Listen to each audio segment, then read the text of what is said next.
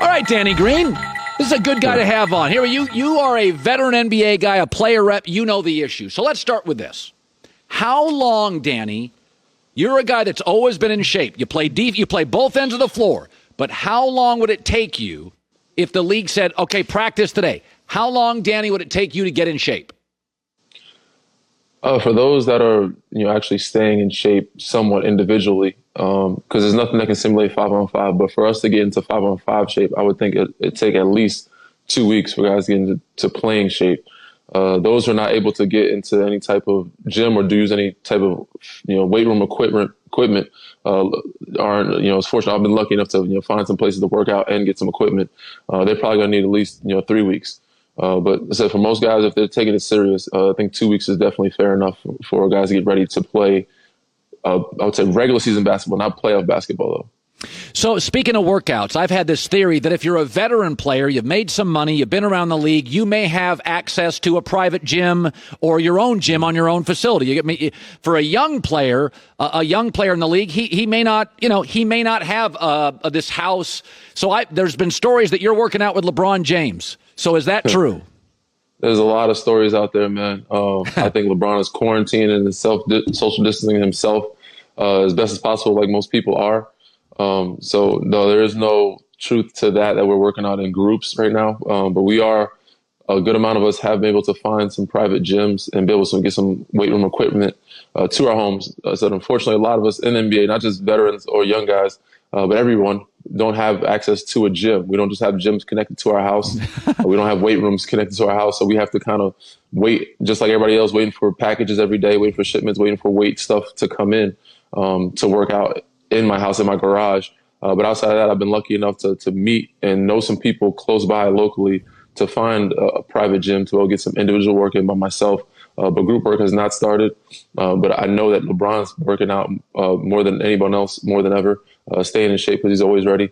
I have no worries about my teammates. Most of my teammates, I think, are veteran and experienced and know what it takes and knows the bigger picture here. And it will be ready for when the time comes when we return.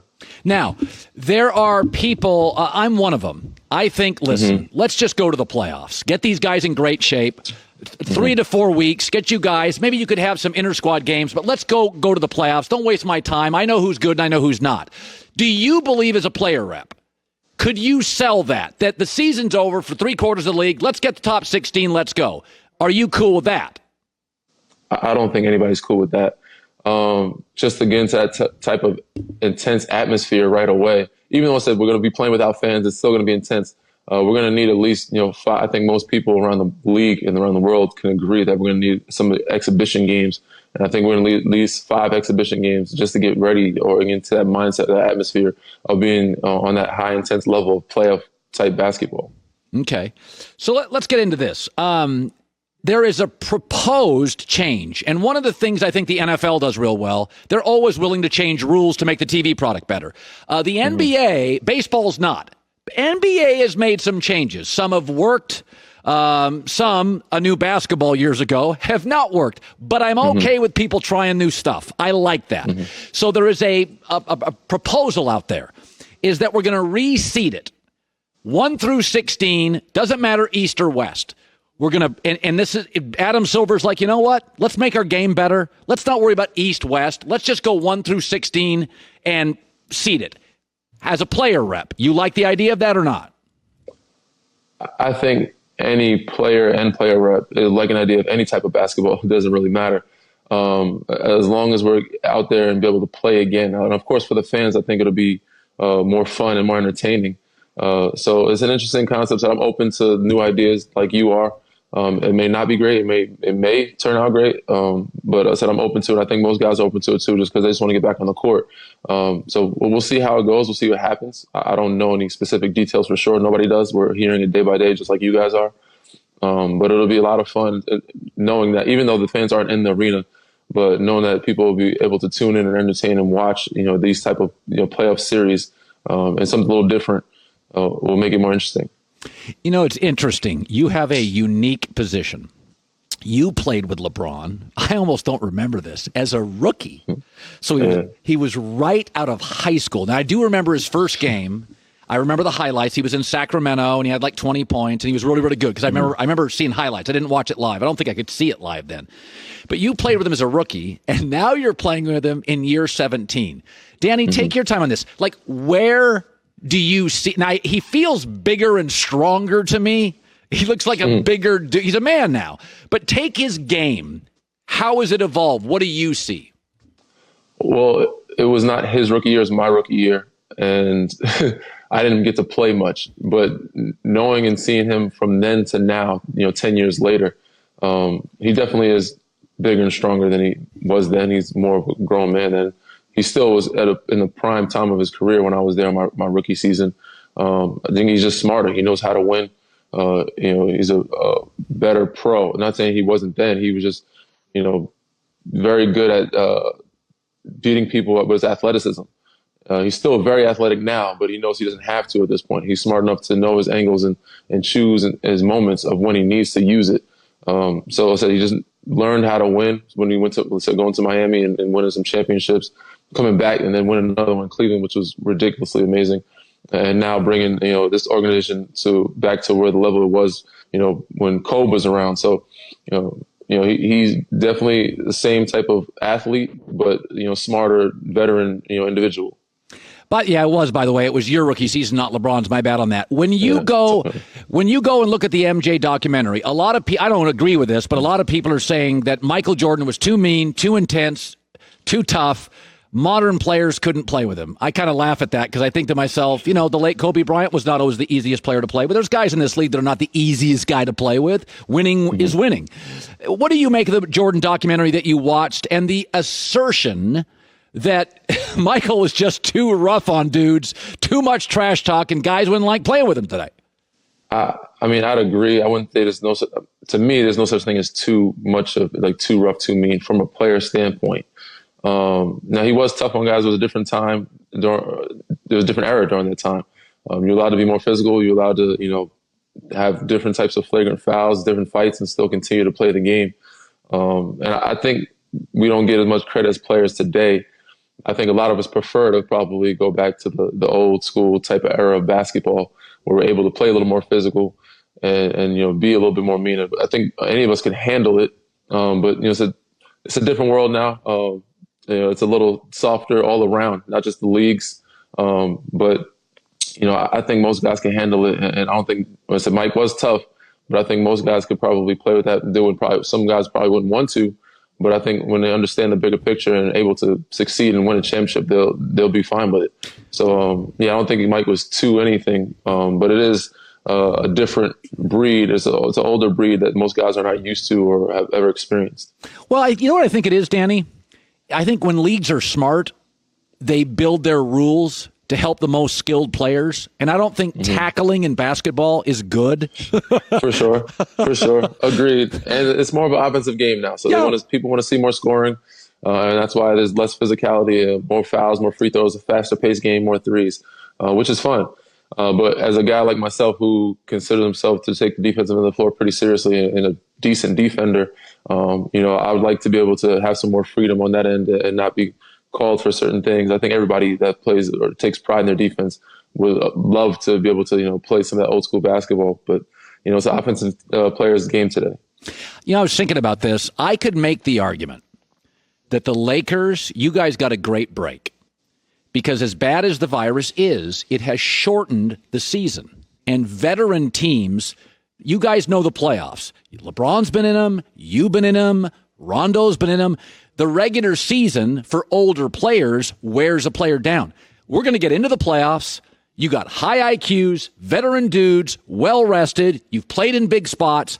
That in a weird way, this shortened season, I could make an argument. You guys are the second oldest roster. It plays to the Lakers' strengths, arguably more than any team in the league. Your thoughts on that? For sure. I think it helps not just us, but every team. Most guys get burnt out. Most teams do.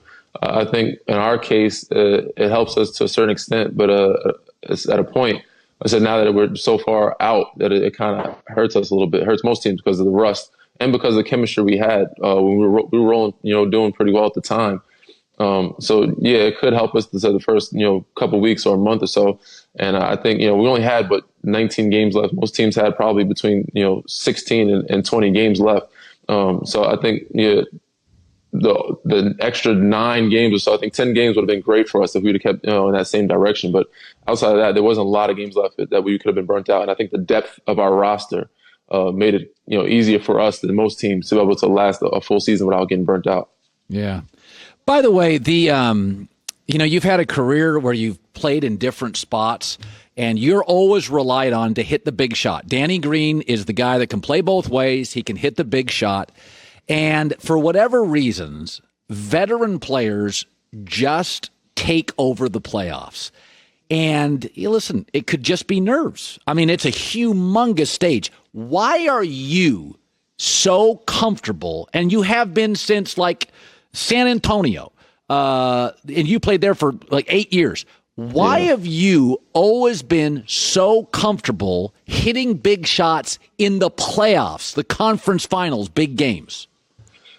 I think it's just something that you have to be able to get used to and grow up into. And I was lucky enough and fortunate enough to play with the Spurs. We're in the playoffs every year, playing in big games and being trusted to take big shots, not just in the playoffs, but before that in the regular season.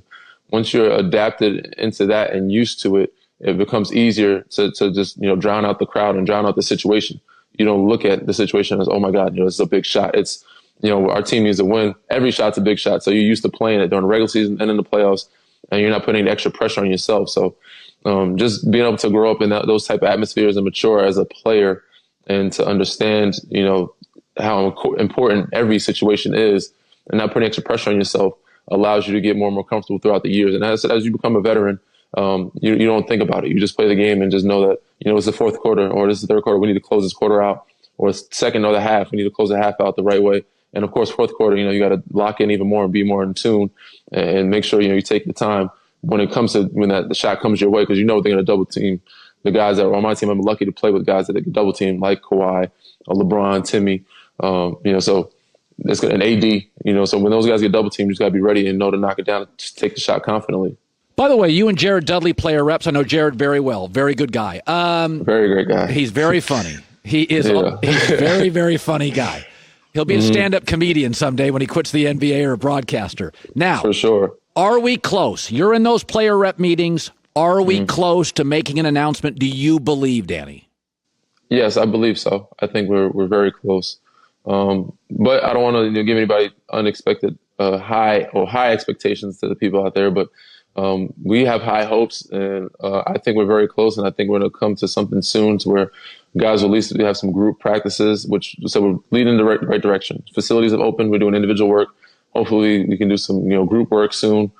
And then hopefully they announce something where we can be at a location where we can have some team practices and get ready to play some exhibition games. But I think we are close, and people can, hope for the best, have high hopes, but just don't expect too much just yet. By the way, he's got a pod. It's called Inside the Green Room. Danny Green, yes, smart dude. Been playing a long time, 2 years now. It's available on all the major podcast platforms. You know where they are, folks.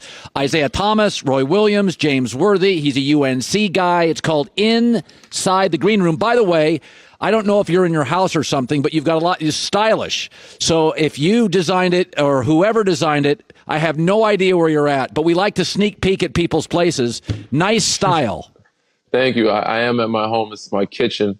And I did not design this. I did not style it. This is a house that I don't own. I'm renting here in California. But thank you, man. I appreciate it. Yes, thank you for plugging Inside the Green Room. We've definitely had some great guests on. And recently we had definitely talked to MLB and WNBA people about their leagues coming back as well. And we had some lighthearted stuff too with Mike Epps, a comedian, to keep it, funny. And he's like you said, Jared Dudley, hopefully get him on again soon. We had him on earlier in the show, but we've had some good stuff, man. I appreciate you shouting us out. Danny Green, absolute pleasure. Absolute pleasure to have you on the show, man. Good luck rest of the way. Good luck in the playoffs. We're getting the season back. Thanks, man. Thank you. Thank you. Hi, everybody. Thanks for watching. Subscribe here to get the latest from the show. Also, be sure to check out more of the best clips from The Herd or go watch a few segments from other shows on FS1.